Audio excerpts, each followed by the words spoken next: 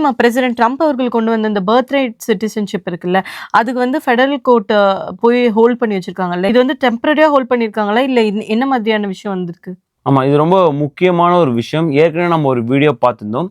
ஏற்கனவே வந்து ஒரு டிஸ்ட்ரிக்ட் கோர்ட், அதாவது வந்து வாஷிங்டன் டிஸ்ட்ரிக்ட் கோர்ட் இது சம்பந்தமான ஒரு தீர்ப்பு குடுத்திருந்தாங்க. ஆனா ஒரு டெம்பரரி பேனா குடுத்திருந்தாங்க. ஆனா இப்போ வந்திருக்க கோர்ட் வந்து இன்டெஃபினிட்டா வந்து ஹோல்ட் பண்ணியிருக்காங்க. ஸோ இது நெறைய கேள்விய வந்து எழுப்புது. இதுக்கு ஃபர்தரா வந்து கவர்ன்மெண்ட் சைட்ல அப்பீல் போவாங்களா சுப்ரீம் கோர்ட்டுக்கு? இந்த இன்டெஃபினிட் ஹோல்டுன்னா என்ன சொல்ல வராங்க? பிப்ரவரி 19க்கு அப்புறம் நெறைய பேருக்கு வந்து இப்போ குழந்தை எதிர்பார்ப்பாங்கல்ல. ஸோ எந்த மாதிரியான சிச்சுவேஷன்ல இருக்காங்க? அவங்களுக்கான பர்த் ரைட் சிட்டிசன்ஷிப் கிடைக்குமா? இந்த மாதிரி நிறைய கேள்விகள் எழுது. இது எல்லாமே வந்து ரொம்ப ஷார்ட்டா கிளீனா இந்த வீடியோல பார்ப்போம். ஏகான்ஸ் ஆப்பை பத்தி நம்ம முதல்ல இருந்தே சொல்லிட்டு வந்துட்டு இருக்கோம். நான் இன்வெஸ்ட் பண்ண ஆரம்பிச்சது அதோட ப்ராக்ரஸ் வந்து கொடுத்துட்டு இருக்கேன். இப்போ பாத்தீங்கன்னா வந்து 22% அதுல வந்து ரிட்டர்ன் இருக்கு. நம்ம வந்து இதை மேனேஜ் பண்ண வேணாம், அவங்களே மேனேஜ் பண்ணிப்பாங்க. அதுக்காக நம்ம சப்ஸ்கிரிப்ஷன் ஃபீ கொடுக்குறோம். சிம்பிள் பட் யூஸ்ஃபுல் இன்வெஸ்ட்மெண்டா நான் நினைக்கிறேன். சப்போஸ் நீங்க அதை ட்ரை பண்ணா உங்களுக்கு ரிவார்ட்ஸ் இருக்கு. அதோட லிங்க் வந்து டிஸ்கிரிப்ஷன்லயும் பின்ட் கமெண்ட்ஸ்லயும் இருக்கு. ட்ரை பண்ணுங்க. Hey guys, welcome back to our channel. வணக்கம் நண்பர்களே, நான் உங்க பிரேம் பேசுறேன். நான் உங்க ஆர்த்தி பேசுறேன். பிரேம், இது ரெண்டாவது இடத்துல ஹோல்ட் பண்ணிருக்காங்களோ? ஏன்னா நிறைய இடத்துல லா சூட் கூட ஃபைல் பண்ணிருக்காங்கல்ல. கரெக்ட். இப்போ நமக்கு தெரிஞ்சே வந்து ஒரு 4 லா சூட் வந்து ஃபைல் பண்ணியிருந்தாங்க. அது முதல்ல வந்து நம்ம ஏற்கனவே பார்த்தோம். வாஷிங்டன் ஸ்டேட்ல உள்ள அந்த டிஸ்ட்ரிக்ட் கோர்ட்ல போனது. அங்க ஜான் கார்னர்னு மிக பழமையான ஒரு நீதிபதி, ரிபப்ளிகன் பார்ட்டி இந்த பிரசிடென்ட் 1980ல நியமிக்கப்பட்ட நீதிபதி. அவங்க வந்து அந்த ஒரு வார்த்தையே யூஸ் பண்ணாங்க, பிளாண்ட்லி அன்கான்ஸ்டியூஷனல் அப்படிங்கிற ஒரு கடுமையான ஒரு வார்த்தையை வந்து பயன்படுத்தினாங்க. ஆனால் அவங்க ஒரு டெம்பரரி பேன் தான் போயிருந்தாங்க. 15 நாள் ஒரு பேன் போயிருந்தாங்க. அந்த லாசூட் வந்து 4 ஸ்டேட் வந்து சேர்ந்து போனாங்க. அரிசானா, வாஷிங்டன் ஸ்டேட்டு, இலினாய், நெப்ராஸ்கான்னு நினைக்கிறேன். 4 ஸ்டேட் வந்து சேர்ந்து போயிருந்தாங்க. இது இரண்டாவது லாசூட் வந்து மேரிலாண்ட் டிஸ்ட்ரிக்ட் கோர்ட்ல வந்தது தான் இன்னைக்கு விவாதிக்க போறோம். இது வந்து ஒரு அட்வொகேசி குரூப் ப்ளஸ் வந்து நிறைய இமிகிரேஷன் ஆர்கனைசேஷன் சேர்ந்து போயிருந்தாங்க. மூணாவது லாசூட் இந்த வீடியோ நீங்கள் வந்து ஃப்ரைடே பார்த்தீங்கன்னா, ஒரு வேளை இன்னைக்கு ஃப்ரைடே மேசச்சூசெட்ஸ்ல வரப்போகுது. இந்த லாசூட்ஸ் வந்து பெரிய லாசூட்ஸ், அது ரொம்ப முக்கியமான ஒரு விவாதம் நடக்க போகுது. இது இல்லாமல் இன்னொரு லாசூட்ஸ் நியூ ஹாம்ஷயர்ல இருக்கு. ஸோ இந்த மாதிரி பல லாசூட்ஸ் வந்து இருந்துகிட்டு தான் இருக்கு. இந்த லாசூட்ஸ் எக்ஸாக்டா வந்து யூஎஸ் டிஸ்ட்ரிக்ட் ஆஃப் மேரிலாண்ட்ல தான் தீர்ப்பு வந்திருக்கு. பிரேம், அந்த தீர்ப்புல என்ன வந்திருக்குன்னு சொல்லுங்க. டிபாரா பிராட்மேன் அப்படிங்கிற ஜட்ஜு, மிக முக்கியமான ஒரு விஷயம், இந்த ஜட்ஜை வந்து நியமிச்சது வந்து முன்னாள் பிரசிடென்ட் ஜோ பைடன் அவர்கள். ரைட், அவங்க தான் வந்து தெளிவான ஒரு தீர்ப்பு கொடுத்துருக்காங்க.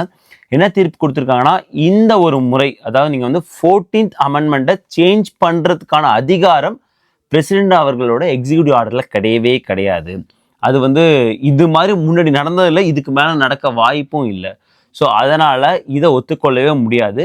இதை வந்து இன்டெஃபினட்டாக ஹோல்ட் பண்ணுறாங்க. ரொம்ப முக்கியமான அந்த ஒவ்வொரு வார்த்தையும் ரொம்ப முக்கியமான பார்ப்பாங்க இல்லையா, கால வரையின்றி ஹோல்ட் பண்ணப்படும், ப்ளஸ் நேஷனல் வைடாக இது அமலாக்கப்படும், 50 ஸ்டேட்லையும் இது அமலாக்கப்படும் அப்படின்னு வந்து தெளிவாக வந்து சொல்லியிருக்காங்க. அப்படி பார்க்கும்போது அவங்க வந்து ஒரு இன்டெஃபினட் ஹோல்டு வந்து கொடுத்துருக்காங்க, இன்னும் தெளிவாக கொடுத்துருக்காங்க.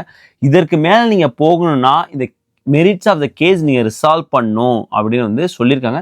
நிறைய பேர் இந்த லைவ்ல ஒரு வேலை பார்த்துருந்தீங்கன்னா, நியூஸில் பார்த்தீங்கன்னா தெரியும், நிறைய பேர் வந்து இந்த ஒரு தீர்ப்புக்காக வெளியில் காத்திருந்தாங்க. மிக முக்கியமாக வந்து immigration organisation and advocacy group wait பண்ணிட்டு அவங்க வந்து ரொம்ப கோலாகலமாக கொண்டாடினாங்க. பிரேம், அப்ப இவங்க சொல்றதை வச்சு பார்த்தா மேல் கோர்ட் சுப்ரீம் கோர்ட்ல போக முடியாதா? ரொம்ப முக்கியமான ஒரு விஷயமும் தெரிஞ்சுக்கணும் இது சம்பந்தமா நீங்க எல்லாருமே.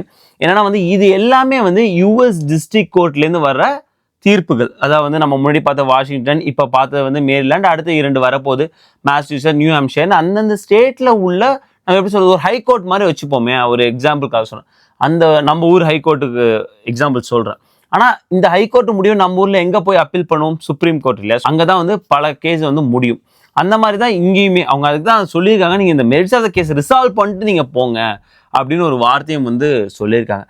இது நல்ல கேள்வி கேட்ட காரணம் வந்து ஜட்ஜுமே வந்து கேட்டிருந்தாங்க. அதாவது வந்து கவர்மெண்ட் அட்டார்னியை பார்த்து, லாயரை பார்த்து கேட்டிருந்தாங்க, இதை வந்து நீங்கள் வந்து மேல்முறையீடு செய்வீங்களா, உங்கள் அட்மினிஸ்ட்ரேஷன் என்ன வந்து அடுத்த ஒரு நடவடிக்கை எடுப்பாங்க அப்படின்னு.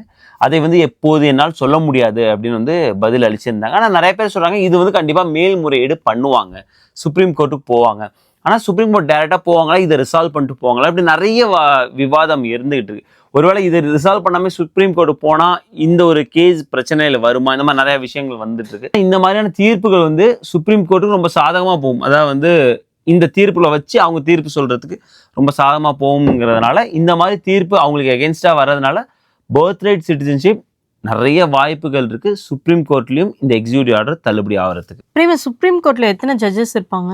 சுப்ரீம் கோர்ட்ல வந்து 9 ஜட்ஜஸ் இருப்பாங்க. நான் கடைசியா பார்த்த நியூஸ் வந்து பெரும்பாலான ஜட்ஜஸ் வந்து ட்ரம்ப் அவர்களால் நியமிக்கப்பட்ட ஜட்ஜஸாக இருக்கிறதுனால ட்ரம்ப்பே சொல்லியிருந்தாங்க இல்லையா, அது ஒரு நியூஸுமே வந்து இருந்துச்சு, கண்டிப்பாக வந்து சுப்ரீம் கோர்ட் வந்து கவர்மெண்ட்டுக்கு சாதகமாக கொடுப்பாங்க அப்படிங்கிற மாதிரி. ஆனால் அவங்க நியமிச்சாங்கிறதுக்காகவே அவங்க சாதகமாக கொடுக்க மாட்டாங்க. அதுதான் நான் சொல்லியிருந்தேன். ரிப்பப்ளிகன் பார்ட்டிஸ் இருந்தால் ரொனால்ட் ரீகன் நியமிச்சவர் தான் ஜான் கவுனர். ஆனால் வந்து பயங்கரமாக கடுமையாக சாடி இருந்தாங்க அப்படின்னு. ஸோ அதனால் வந்து அதனாலேயே வந்து அந்த தீர்ப்பு வந்து கவர்மெண்ட் சாதகமாக போயிடாது. ஸோ இன்னும் வந்து இப்போ ஸ்ட்ராங்காக வந்து வந்துகிட்டே இருக்குது கவர்மெண்ட்டுக்கு அப்போஸ்டாக. ஸோ பர்த் ரைட் சிட்டிசன்ஷிப் வந்து 14th அமெண்ட்மெண்ட்ல இருக்கு. சப்ஜெக்ட் டு த ஜூரிஸ்டிகேஷன் தேராஃப்ங்கிற ஒரு அந்த லைனை வச்சு பேசினாலும் அவங்க சாதகமாக தான் வந்துட்டு இருக்கு. இவன் நிறைய விவாதம் பண்ணாங்க. இது வந்து அந்த 14th அமெண்ட்மெண்ட்ல சொன்னது வந்து இந்த மண்ணில் பிறக்கக்கூடிய குழந்தைகள் மட்டும் இல்லாமல் அவங்க வந்து இங்கே உள்ள சிட்டிசனுக்கு தான் சொன்னாங்க. அதாவது இந்த மண்ணை சார்ந்தவங்களுக்கு தான் சொன்னாங்க. இதுக்காக வந்து வெளியிலேருந்து வந்து பர்த் டூரிசம் பண்றாங்க, இல்லை இல்லீகலாக உள்ள வந்து குழந்தை பெற்றுக்கிறாங்கல்ல, அவங்களெல்லாம் இதில் சொல்லலை அப்படிலாம் நிறைய விவாதம் போயிட்டு இருந்தது. ஆனால் தெளிவாக சொல்லிட்டாங்க. 1868 கொண்டு வந்த 14th அமெண்ட்மெண்ட் 1898 சுப்ரீம் கோர்ட்டும் ஒரு தீர்ப்பு கொடுத்துருக்காங்க. இப்படி ஒரு 150 வருஷம் பழமையான ஒரு விஷயத்த இப்படி ஒரு எக்ஸிக்யூட்டிவ் ஆர்டராக மாற்ற முடியாது, அது ஆர்டராக வாங்கன்னு சொல்லிட்டாங்க. ஸோ அப்படி ஆர்டராக போகும்போது அது எல்லாருக்குமே தெரியும். நம்ம பல வீடியோவில் சொல்லிட்டோம், கான்ஸ்டியூஷன்ல ஒரு சேஞ்ச் கொண்டு வரது அவ்வளவு சுலபமான காரியமே கிடையாது. அது ஒரு பெரிய மலையை நகர்த்துற வேலை. ஸோ அது இன்னைக்கே வந்து முடிவடைஞ்சிடாது, பல வருடங்கள் ஆகும். அதனால நான் சொல்ல வேண்டியதுலாம், இப்போ வந்து இது பெரிய ஒரு முட்டுக்கட்டை போட்டதால் இந்த முட்டுக்கட்டையை விளக்கவே பல மாதங்கள் ஆகும்னு சொல்றாங்க. இந்த முட்டுக்கட்டையெல்லாம் போயிட்டு சுப்ரீம் கோர்ட் போனாலும் இந்த கேஸ் கவர்மெண்ட் சாகிறது வந்து ரொம்ப ரொம்ப ரொம்ப கம்மியான சான்ஸ் தான் இருக்கு. பிரேமா, அப்போ பேபிக்கு பிளான் பண்றவங்க யாரும் பயப்பட வேணாம். ஏன்னா நிறைய மெசேஜ் வந்து நம்மளுக்கு இன்ஸ்டாகிராம்லாம் வந்து இருந்திருக்குல்ல. ஆமா, எப்பயுமே பயப்பட வேணாம். இப்போ இல்லை, நான் ஃபர்ஸ்ட்லேயே சொல்லிட்டு இருக்கிறது தான், இது வந்து ஒரு ஸ்டேட்டஸ் அப்டேட்ஸ் தான் கொடுக்குறோம், எந்தவித பயமும் கொள்ள வேணாம். இது ஒரு நல்ல நியூஸாக தான் வந்திருக்கு இல்லையா. அட்டர்னி வீடியோல கூட அவங்க சொல்லியிருந்தாங்களா பிரேமா, இது சான்ஸே இல்லை இது நடக்கிறதுக்கு. ஆமா, கண்டிப்பா எனக்கு தேங்க்ஸ் சொல்லணும். ஏன்னா வந்து தெளிவா சொல்லியிருந்தாங்க அந்த வீடியோல. ஏன்னா அவங்களுக்கு நிறைய விஷயங்கள் தெரியல, ரொம்ப அந்த பாயிண்ட் அவுட் பண்ணி சொல்லியிருந்தாங்க. இது கண்டிப்பா 99.9% வந்து தள்ளுபடி தான் ஆகும், இது நடக்க வாய்ப்பே இல்லைன்னு. ஸோ அந்த மாதிரி தான் வந்து டுவோர்ட்ஸ் அதை தான் போயிட்டு இருக்கிறதுனால நீங்க அதெல்லாம் பத்தி ஒரே பண்ண வேணாம். ஸோ ரொம்ப சுலபமாக நடக்கக்கூடிய ஒரு காரியம் கிடையவே கிடையாது. ஸோ அதனால ரொம்ப சந்தோஷமா இருங்க. ஸோ அப்படி நடந்தாலுமே வந்து பல வருடங்கள் ஆகும். அதனால உங்க பிரெக்னன்சிலாம் முடிஞ்ச பிறகுதான் அது. இப்போ நீங்க அதை பத்தி யோசிக்கவே வேணாம். இப்போ அது நடந்தா என்ன ஆகுறது, நிறைய பேர் கேட்குறாங்க. இப்போ நடந்து குழந்தை பிறந்துச்சுன்னா என்ன ஆகுறது, இந்தியன் கவர்மெண்ட்டோட பாஸ்போர்ட் கிடைக்குமா, இந்தியன் கவர்மெண்ட், அந்த மாதிரி எந்த ஒரு யோசனைக்கும் போக வேணாம். அதுக்கு இன்னும் பல வருடங்கள் இருக்குன்னு தான் எனக்கு வந்து தெரிய வருது. அதனால வந்து ஜஸ்ட் இந்த ஸ்டேட்டஸ் அப்டேட் கொடுக்கறதுக்கு காரணமே நிறைய பேர் வந்து ரிப்பீட்டடாக கேட்டுருந்தாங்க. இந்த ஒரு கேஸ் வந்து கவர்மெண்ட்டுக்கு ஆப்போசிட்டாக ஸ்ட்ராங்காக போயிட்டு இருக்கு. So birth right citizenship still இருக்கிறதுக்கான வாய்ப்பு தான் அதிகமாக இருக்கு. ஐ ஹோப் உங்களுக்கு இந்த வீடியோ யூஸ்ஃபுல்லாக இருந்திருக்கும்னு நினைக்கிறேன். உங்களுக்கு நம்ம வீடியோ பிடிச்சிருந்தா மறக்காம லைக் பண்ணுங்க, ஷேர் பண்ணுங்க, சப்ஸ்கிரைப் பண்ணுங்க. மறக்காம அந்த பெல் ஐக்கானை தட்டி விட்டு போங்க. தேங்க்ஸ் ஃபார் வாட்சிங் திஸ் வீடியோ ஃப்ரெண்ட்ஸ். நன்றி.